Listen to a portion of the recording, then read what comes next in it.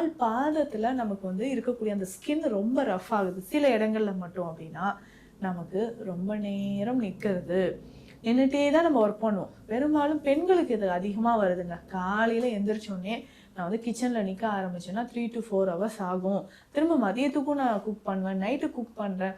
இந்த மாதிரி இருந்தாலோ இல்லைங்க நான் என்னுடைய ஜாபே இத்தனை வருஷமாக நான் நின்றுட்டே தான் ஒர்க் பண்ணுறேன் அப்படின்னு சொல்லிட்டு இருந்தோம்னா, நம்மளுடைய உடலோட எடையை தாங்கி தாங்கி என்னாகும், ஸ்கின் வந்து ரொம்ப ரஃப்பாக ஆரம்பிச்சிடும். இதனால தான் நம்ம அழுத்தம் கொடுக்கக்கூடிய அந்த தோல் பகுதி ரொம்ப ரஃப்பாக ஆரம்பிச்சிடும். நிறைய பேருக்கு அந்த தோல் பகுதி ரொம்ப ரஃப்பாக இருக்கிறதுக்கு, சில இடங்கள் மட்டும் எனக்கு அப்படியே காப்பு காய்ச்ச மாதிரி இருக்குது அப்படின்னு சொல்கிறதுக்கு காரணம் இதுதான். காலாணி வருவதற்கும் இதுதான் காரணம்.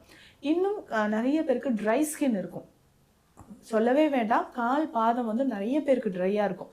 ஸோ இந்த ட்ரைனஸ்னாலையும் நமக்கு இந்த மாதிரி டெட் செல்ஸ் எல்லாமே ஒன்று சேர்ந்து ஒரு வறண்ட சன்மம் மாதிரியோ இல்லை ரஃப்பாக இருக்கக்கூடிய ஒரு சின்ன சின்ன ஸ்பாட்ஸும் நமக்கு வர ஆரம்பிக்குது.